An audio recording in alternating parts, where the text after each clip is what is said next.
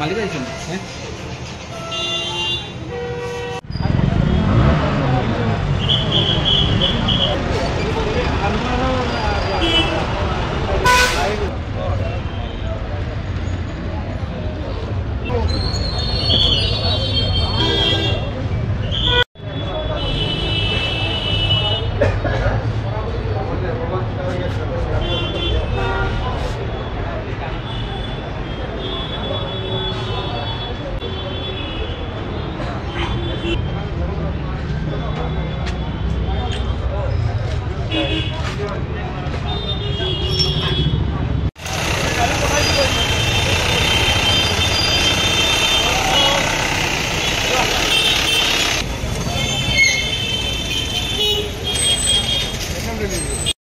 পারিজাত আজকে একটা মোবাইল চুরি হয়েছে, ঠিক আছে? তার 5 জনের উপরে ইনজাম লাগাইছে। ইনজাম লাগায়া 15,000 টাকার মোবাইল, লাখ টাকা মানুষের উপরে তুমি পেনাল্টি লাগাইছো, ঠিক আছে? আজকে তোমার যে রেন্ডিগিরি কাজ করে টাকা দেন, তুমি হেরে খুব বজে বজে রাখো। মানে কে রেন্ডিগিরি কাজ করে? এখানে স্পাস হলে সব রুম ওখানে স্পাস হলে। মালিক কে? মালিক জেপি দাস। জেপি দাস, ঠিক আছে? আমরা রিসেপশনে কাজ করাম, তুমি আমরা টাকা দাও না, তারা তুমি টাকা দাও।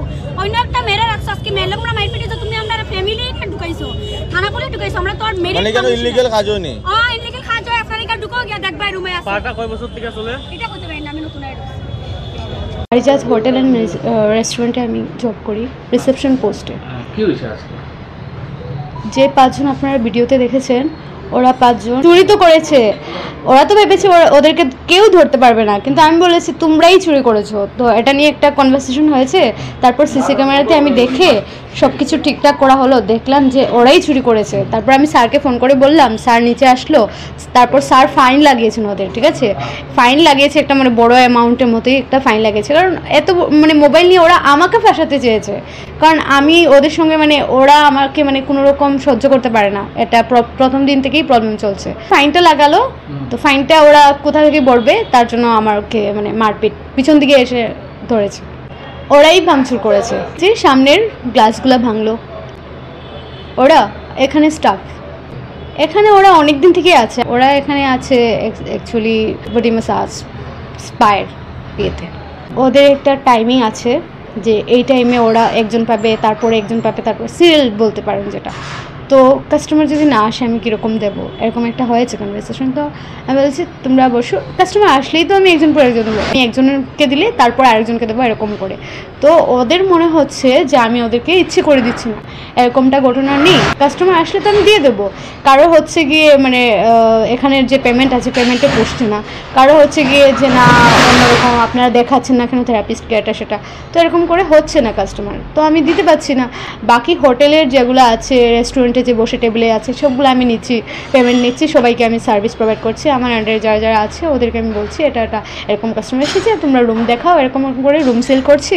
আর রেস্টুরেন্টে যারা বসছেন ওদেরকে আমি খাওয়ার এরকম সার্ভিস দিচ্ছি। এরকমটা নিয়ম নেই, থেরাপিস্টকে দেখানো এগুলো নিয়ম নেই।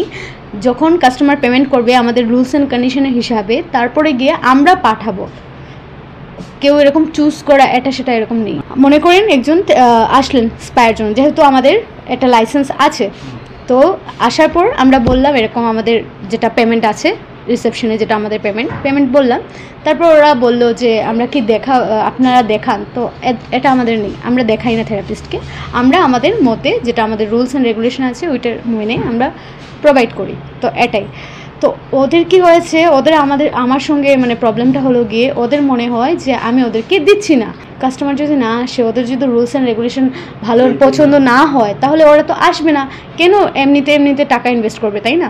আজকে আমার রেস্টুরেন্টের যে রিসেপশনিস্ট, সে যখন খেতে গিয়েছে, খেতে যাওয়ার পরে তার যে কোম্পানির যে মোবাইল ফোন, যেটা দিয়ে বাইরে থেকে লোকজন ফোন করে আমাদের হোটেলে আসে, সেই ফোনটা এই টেবিলের উপরে ছিল।